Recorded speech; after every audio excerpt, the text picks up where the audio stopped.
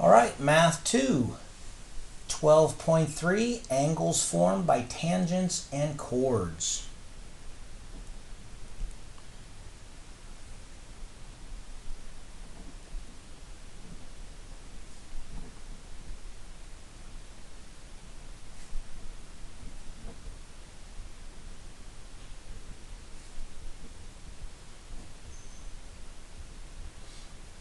All right, well, let's get a circle here.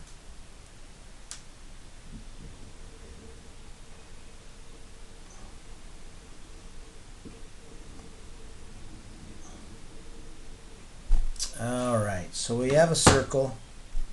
Remember, a circle is the set of all points equidistant from this point that we call the center. I'll call it center P. All right, and we talked about a chord, which is simply a line segment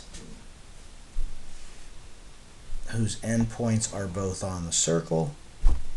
We talked about a radius, we talked about a diameter, and I'll mention both those in a second. But let's talk about the new line, which is called a tangent. A tangent line is a line that touches the circle at exactly one point. Now, sometimes it's hard to see, but we're going to call this a tangent line. We'll call this tangent line A. B. Okay?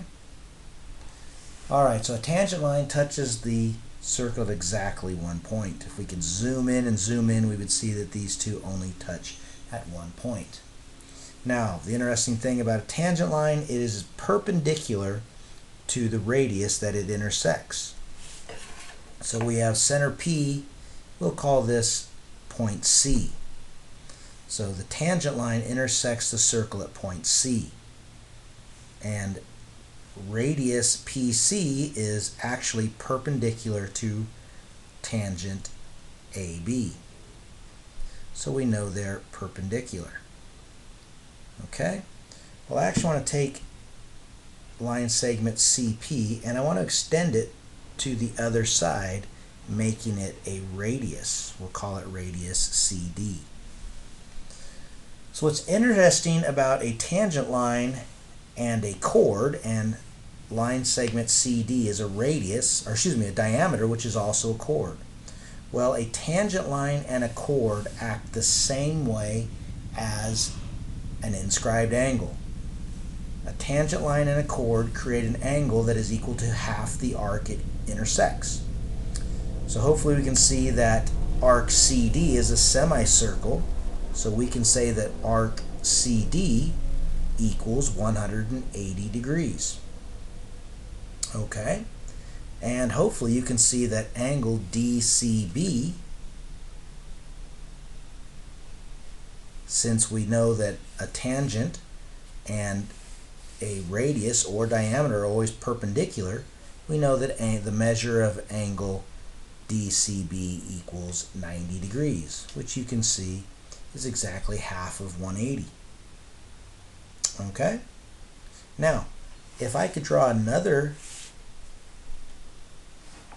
diameter, which is perpendicular to CD, I'll do as best I can. I'm not going to measure it, but if I draw this diameter that is perpendicular to CD, so we'll call this EF. So diameter EF is perpendicular to diameter CD, which means this angle, or arc measure, is 90 degrees. If I draw chord CF, we know that that angle measure, angle FCB, is 45 degrees. So arc CF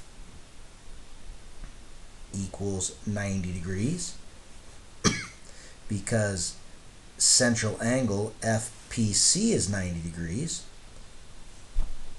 and we know that an inscribed angle is half the arc it intersects, just like a tangent line and a chord that intersect at the point of tangency is 45-degree angle, or half the angle measure.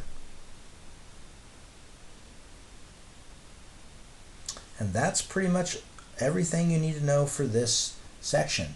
A tangent line and a chord act the same way as an inscribed angle. The angle they create is half of the arc it intersects. So let's do a few problems off your worksheet 12.3. Alright, so let's take a look. Based on the diagram A, B, and C below, what do you notice? Well, here's another great example. We can see that this arc from the point of tangency all the way around to here is 260 degrees. And the angle measures 130 degrees, half of the arc it intersects. And over here, from here to here is 100 degrees, and the angle is half that, or 50 degrees. And you'll notice that 130 plus 180 is, 130 plus 50 is 180, a linear pair.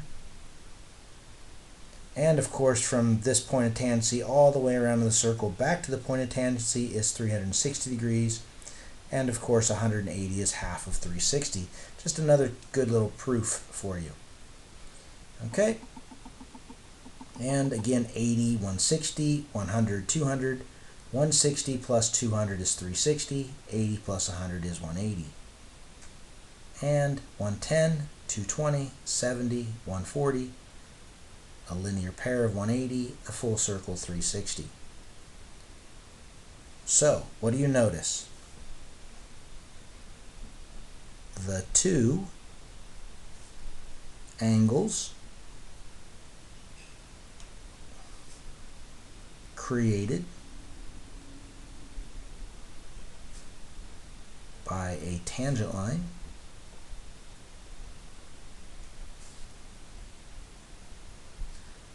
and chord are a linear pair. And they have to be, shouldn't they? Because obviously this is a line, we create two supplementary angles, and of course the point of tangency all the way around have to equal 360. 180 is half of 360. I think that's a pretty good example of how we know that a tangent line and a chord are half the arc it intersects. Okay, what is the value of x? Alright, so from here to here is 130, so from here to here is 230. So this angle has to be half of 230, or 115. Number 5, let's see. Well, the angle created by the chord and the tangent line is 130, so x has got to be double that, or 200 degrees. Let's see, number 7. Well, from here to here is 250, so the rest of the way around has got to be 110, which means this angle has to be half of that, or 55 degrees. Number 9. Okay, let's see.